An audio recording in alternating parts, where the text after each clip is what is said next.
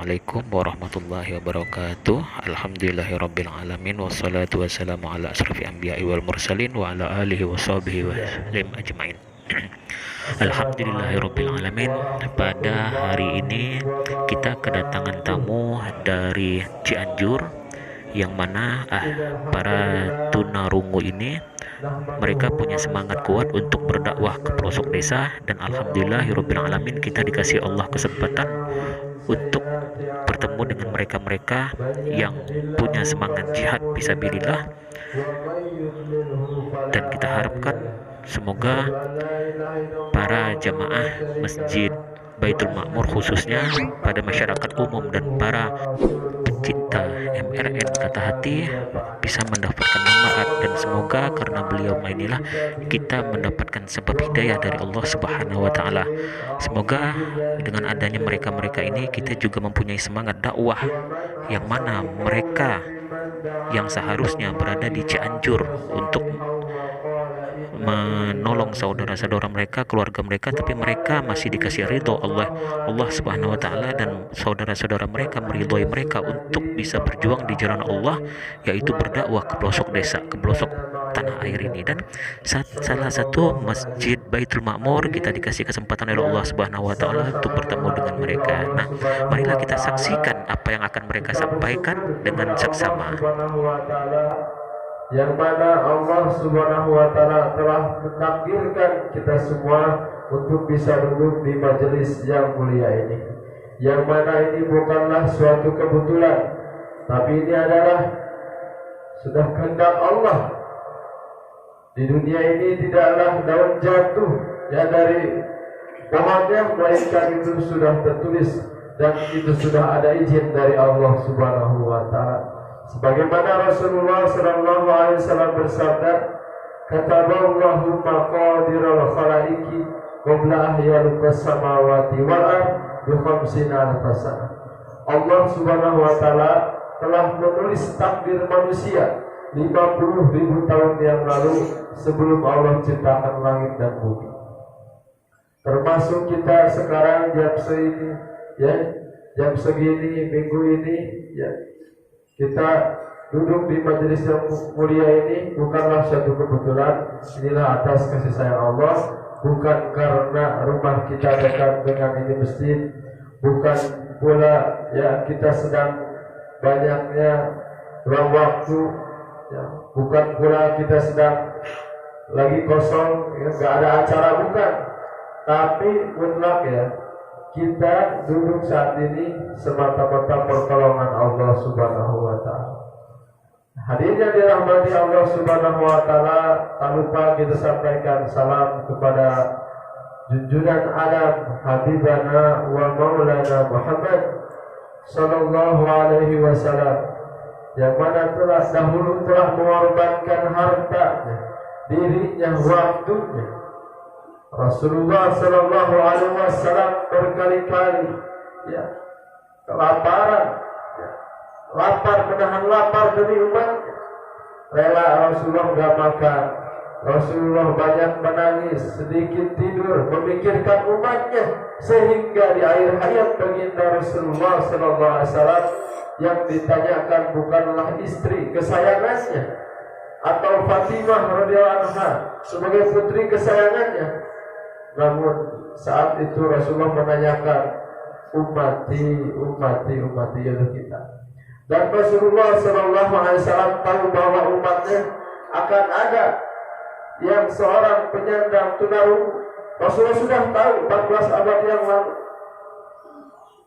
Sebagaimana ulama mengatakan, yang di mana nanti di akhir zaman ya akan ada segolongan umat yang mendakwahkan ini agama, namun tidak ada di zaman baginda Rasulullah SAW. Jadi mereka ini maksud tujuan Allah Subhanahu wa taala yang ciptakan saudara kita yang tidak mendengar, tidak bisa berbicara ya, ini pukulan buat kita. Jadi sesungguhnya yang buta, yang tuli, yang bisu bukanlah orang-orang yang selalu senantiasa dia berada di masjid. Orang yang tuli ialah ketika orang itu mendengar panggilan atau seruan muadzin tetapi ia tidak datang ke masjid, itulah yang tuli di sisi Allah Subhanahu wa taala. Dan orang yang bisu bukanlah orang yang berada di pinggir saya ini, bukan. Orang yang bisu ialah ketika lisannya tidak digunakan untuk membaca Al-Quran, tidak digunakan untuk mengajak manusia taat kepada Allah Subhanahu wa taala. Itulah bisu di sisi Allah Subhanahu wa taala. Sering Allah yang mempermisalkan orang-orang kafir di dalam Al-Quran. Sumpung bukmun umyun fahum la yarja'un. Ya, Allah merupakan orang kafir seperti orang yang bisu, ya, orang yang tuli dan buta sehingga mereka tidak kembali kepada Allah Subhanahu wa taala. Begitu pun di dalam Al-Quran ada, mungkin Bapak sering baca di dalam Quran surah Hud ayat 24 dipermisahkan dua golongan antara orang kafir dan orang mukmin, yaitu orang orang bisu dan orang tuli. Masya Allah. Dan sekarang orang yang disebutkan oleh Allah dalam Al-Quran sekarang nampak di hadapan kita. Jadi inilah teguran buat kita semua, bagaimana kita, ya, dengan adanya beliau mestinya kita harus tambah taat kepada Allah Subhanahu wa taala. Jangan-jangan kita lah yang tuli sungguhnya di sisi Allah Subhanahu wa taala. Orang bisu, ya, jangan-jangan kita lah yang bisu di sisi Allah Subhanahu wa taala. Jadi hadirnya nanti Allah Subhanahu wa taala, ya, beliau insyaallah akan menyampaikan tausiahnya, ya, tausiah pengalaman yang mungkin sudah ia pelajari selama ia ikut dakwah, ya. Sebelum ia mengenal agama dahulu bagaimana, dan setelah ia mengenal agama dahulu, yang mana tunarungu ini Pak, ketika, ya, dia tidak ada yang mengajak, tunarungu ini meskipun ia S3 sekolahnya, tetap dia tidak kenal kepada Allah Subhanahu wa taala. Ketika ditanya yang depan guru-guru, bahkan depan kepala sekolahnya, ketika ditanya Allah ada berapa, mereka tidak tahu. Allah laki-laki dan perempuan, jawab ada yang laki-laki ada yang perempuan. Naudzubillah. Mereka sering kali melihat ada tulisan lafaz Allah, lafaz Muhammad. Depan saya dia mengatakan, Bang, kita ini katanya anak Allah. Ini bapaknya, ini ibunya. Naudzubillah. Ini tanggung jawab siapa Pak? Tanggung jawab kita, ya. Karena sebejat apapun umat ini, Allah Subhanahu wa taala tidak akan lagi turunkan nabi. Allah tidak akan lagi turunkan para sahabat, ya, para tabi'in, tabi'ut tabi'in, tidak. Tapi kita lah yang telah mendapatkan SK. Kuntum khayra ummatin ukhrijat linnas ta'muruna bil ma'ruf wa tanhauna 'anil munkar wa tu'minuna billah. Jadi kita lah umat yang terbaik yang dilahirkan untuk manusia. Dimanapun manusia berada, ajak manusia taat kepada Allah Subhanahu wa taala. Itulah orang-orang yang terbaik di sisi Allah Subhanahu wa taala.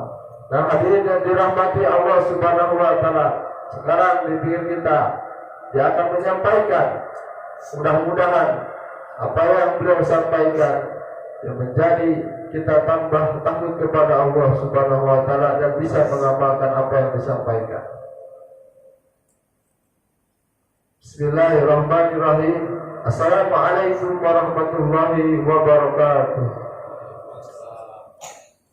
Alhamdulillah, mohon Bapak semua duduknya supaya kita mendapatkan rahmat dan ditulis sebagai orang-orang mendapatkan rahmat agar rapat-rapat Pak. Yang jauh mendekat, yang mendekat, ya. Yang dekat rapat lagi Pak. Ini yang mengajak adalah seorang tunarungu Pak. Ketika tunarungu ini sudah mengajak Pak, kita diajak oleh seorang tuli, cuma ada dua pilihan Pak. Ajak Allah turun, ataukah kita tobat taat kepada Allah Subhanahu wa taala. Cuma dua pilihan Pak. Ya, sebagaimana dulu di zaman Nabi Nuh alaihissalam, ketika Nabi Nuh alaihissalam dakwah dengan siang malam, dia dengan terang-terangan, dengan sembunyi-sembunyi, ya, begitupun siang malam.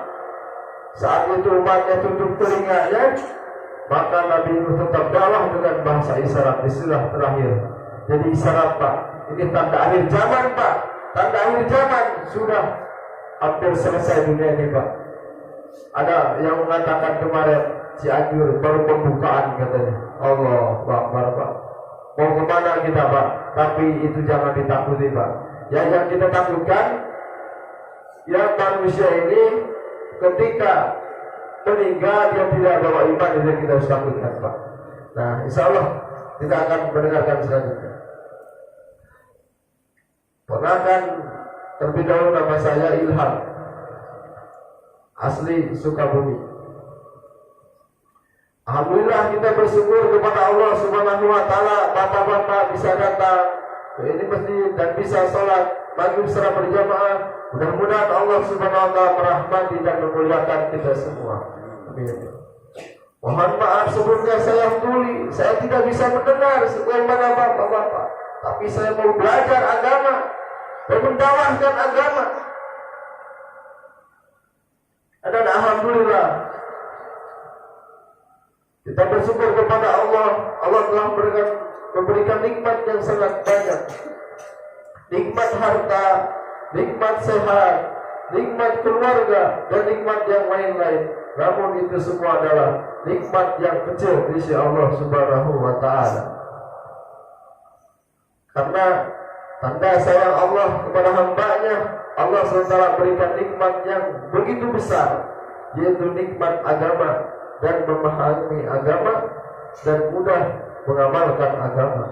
Inilah nikmat Allah SWT, nikmat yang harus kita syukuri. Karena nikmat harta itu Allah berikan kepada orang yang taat, yang tidak taat, orang kafir pun Allah berikan. Tapi nikmat iman tidak Allah berikan kecuali kepada orang-orang yang Allah cintai saja. Mudah-mudahan kita semua termasuk orang yang dicintai oleh Allah Subhanahu wa taala. Amin ya rabbal alamin.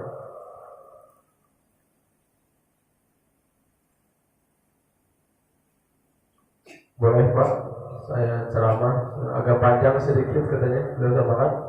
Ya, yang penting jangan sampai subuh aja. Allah Subhanahu wa taala yang maha besar, Allah yang maha kuasa, Allah yang maha perkasa, Allah yang maha menjaga, Allah yang maha mengetahui, Allah yang maha mendengar, Allah yang maha alim, dan Allah yang maha memberi rezeki. La ilaha illallah Muhammadur Rasulullah. Contoh, Allah Subhanahu wa taala ciptakan pohon, pegunungan, lautan, dan hujan, itu semua Allah ciptakan. Allah yang maha melihat. Kita duduk di sini, dan Allah juga mengetahui. Ketika kita mencuri, Allah tahu. Jangan sampai kita mengira Allah tidak tahu apa yang kita lakukan. Bahkan malaikat catat apa yang kita lakukan selama di dunia itu. Allah yang maha menjaga. Di dunia ini semua yang kita lakukan ya, tidak terlepas dari pandangan Allah Subhanahu wa taala, dari pendengaran Allah Subhanahu wa taala. Allah maha mendengar. Contoh, orang bapak-bapak bisa dengar katanya, tapi saya tidak bisa mendengar. Tapi saya sabar. Tapi insya Allah saya akan normal nanti di akhirat insya Allah Subhanahu wa taala. Allah yang ciptakan 7 lapis langit, 7 lapis bumi, bulan, bintang, angin, hujan, pegunungan, air lautan, air terjun, sungai, pepohonan, rerumputan. Itulah semua Allah ciptakan. Allah yang maha ciptakan 18.000 makhluk. Ada hewan, unta, sapi, kuda Allah ciptakan, rusa, kambing, gajah, ikan, ayam, kambing, burung, buaya telah Allah ciptakan pula, ikan-ikan, ular, belatung, kera, harimau, dan anjing. Semua itulah Allah yang ciptakan. Dan siapakah yang telah memberi makan semua makhluk itu? Apakah bapak-bapak bisa Pak? Tidak bisa. beliau katakan, dialah Allah Subhanahu wa taala yang Maha memberi rezeki. Allah Ahad, la ilaha illallah. Jadi betul Pak, harimati Allah Subhanahu wa taala. Laut ini Pak, di alam begitu luas Pak. Ikan-ikan jutaan miliaran di lautan. Itu dikuasai. Ini laut Indonesia, ini laut India, laut Cina. Tapi yang memberi makan, mungkin apa-apa pernah lihat Pak, seorang presiden ya mengirim makanan dari sebuah pesawat untuk ikan itu khusus Indonesia, belum pernah Pak ya? Belum Pak. Jadi yang memberi makan ikan-ikan semua itu adalah la ilaha. Ada juga nelayan mungkin Pak. Apakah dia bawa makanan? Tidak Pak. Yang memberi makan adalah Allah Subhanahu wa taala. La ilaha.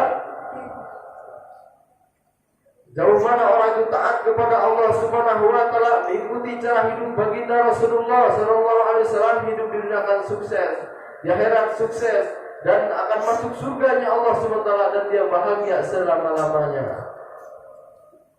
Contoh orang ketika mendengar panggilan muazin, ya, ketika berkendara pun dia langsung berhenti mengambil wudu. Terus ketika orang berkendara mobil pun, ketika mendengar panggilan azan dia akan langsung berhenti. Inilah tanda orang yang bahagia. Ketika bermain pun sedang olahraga, maka dia akan langsung meniru panggilan Allah Subhanahu wa taala, menuju ke masjid. Ketika aja dikumandangkan sedang kerja pun berjualan, ya, maka langsung ditutup tokonya dan dia akan segera langsung menyeru panggilan muadzin. Dan ketika ngobrol bersama teman-teman, ngobrol asik ngobrol, ketika mendengar panggilan azan, maka orang itu akan langsung datang ke masjid. Inilah tanda orang yang berbahagia. Dan Allah pun senang. Dan orang-orang yang rajin menjalankan sholat 5 waktu, membaca Al-Quran, memahami Al-Quran, dan dia berbuat sedekah, berbuat baik kepada saudara muslim, para sesama, mengajak orang taat kepada Allah untuk ke masjid, dan dia berzikir kepada Allah Subhanahu wa taala, dan insya Allah di hayat dia akan mampu mengucapkan 2 kalimat syahadat, la ilaha illallah Muhammadur Rasulullah. Tetapi barang siapa ingkar kepada Allah, tidak mengikuti cara hidup baginda Rasulullah SAW, hidup di dunia akan gagal. Dikubur pun dia akan dihimpit sehingga tulang belulangnya pun menyatu, dan dia akan dilemparkan ke dalam neraka jahanam yang dalamnya 70 tahun sampai berdosa.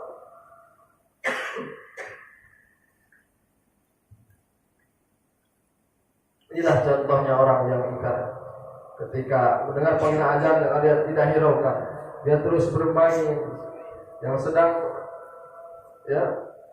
sedang berkendara pun dia tidak hiraukan suara panggilan azan. Ketika berolahraga pun dia tidak hiraukan, dia asik dengan olahraganya. Bahkan dia lupa waktu.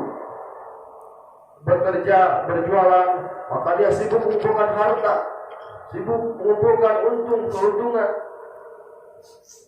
Ketika orang yang sedang berngobrol, dia tidak akan menghiraukan siapa yang azan, dan disitulah setan terus menggodanya untuk tidak mendatangi seruan panggilan azan.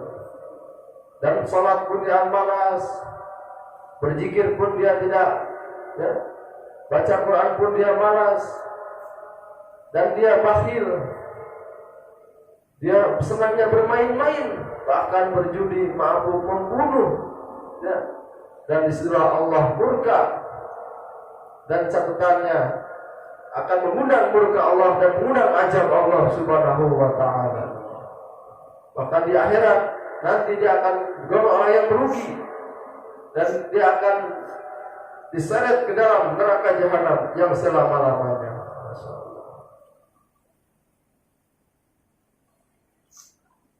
Sebagaimana sabda Nabi Muhammad SAW bersabda, perbaikilah iman kalian. Bagaimana cara memperbaiki iman kami ya Rasulullah? Maka Rasulullah SAW jawab,